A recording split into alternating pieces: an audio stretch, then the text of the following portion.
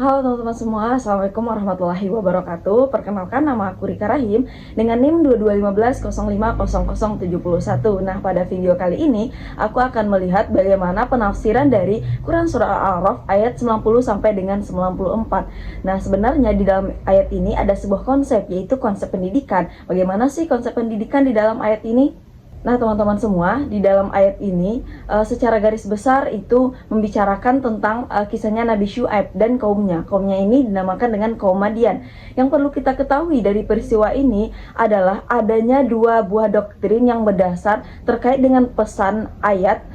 Yang mana yang pertama itu adalah paradigma tauhid dan keadilan sosial. Nah, dalam peristiwa ini tentu saja tidak diterima sepenuhnya dari kalangan kaum Madian, melainkan Nabi selalu mendapatkan perlawanan seperti mendustakan, berpaling dari dakwah Rasul, menghina, meneror, mengancam, dan menyiksa pengikutnya. Nah, dan bahkan mengusirnya. Selain itu, peristiwa ini tentu saja banyak nilai-nilai akhlak yang perlu ditiru dari kisah Nabi Syuaib. Di antaranya beliau mengajarkan sabar dalam mendakwahkan tauhid kepada kaumnya, mengajarkan kita bahwa manusia tidak boleh untuk berbuat curang dan melakukan berbagai macam kerusakan dan kemaksiatan.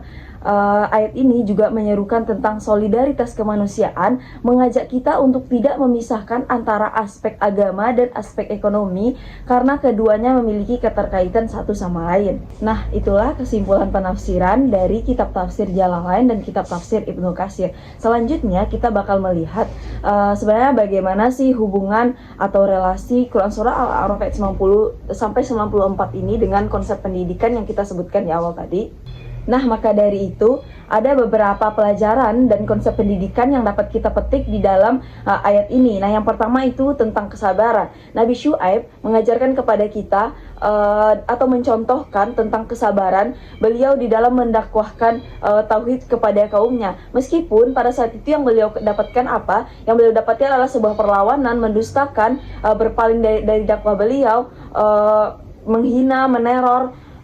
Tetapi beliau tetap berusaha sabar menyadarkan eksistensi kaumnya. Nah, yang kedua itu adalah pelajaran tentang dilarang melakukan kecurangan. Nah, selain Nabi Syuaib ini mengajak kembali bertauhid dengan benar, beliau juga menyeru kaumnya untuk berlaku adil. Nah, di dalam masalah apa? Di dalam masalah politik dan masalah ekonomi. Dari sekian banyaknya kisah Nabi dan Rasul, dengan penuh pelajaran hidup, kisah Nabi Syuaib inilah yang dapat menjadi salah satu yang dapat kita petik tentang larangan untuk tidak boleh untuk berlaku curang dan mengajarkan untuk berlaku adil. Dan yang ketiga adalah pantang menyerah.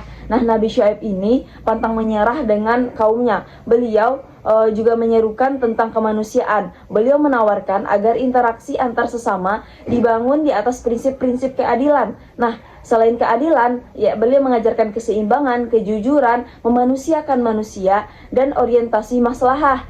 Nah, Nabi Syuaib selalu mengajak untuk tidak memisahkan antara aspek agama dan ekonomi seperti kesimpulan penafsiran sebelumnya. Karena apa? Karena kedua itu memiliki keterkaitan satu sama lain. Lain halnya dengan bangsa kaum Madian. Mereka kan menggunakan paradigma sekularisme dan individualisme. Nah, menurut mereka tauhid dan ekonomi ini tidak ada kaitannya. Nah, disinilah Nabi Syuaib pantang menyerah untuk mengajarkan kepada kaum Madian tersebut. Nah, teman-teman semua, itulah kesimpulan penafsiran dan juga pelajaran atau konsep pendidikan yang dapat kita petik dari kisah Nabi Syuaib ini, yaitu Quran Surah Al-A'raf ayat 90 sampai dengan 94. Saya izin untuk memberi tanggapan sedikit terhadap pemakalah. Saya membaca pemakalah dari saudara Ferry Agustari, yang mana itu hanya menampilkan dua penafsiran, Jalalain dan Ibnu Katsir, dan kemudian juga pemakalah seharusnya jika berkenan menampilkan ayat dan juga terjemahan. Jadi kami bisa terlebih dahulu membaca bunyi ayat dan juga terjemahnya ini. Nah, mungkin hanya sekian video pada kali ini. Saya tutup. Assalamualaikum warahmatullahi wabarakatuh.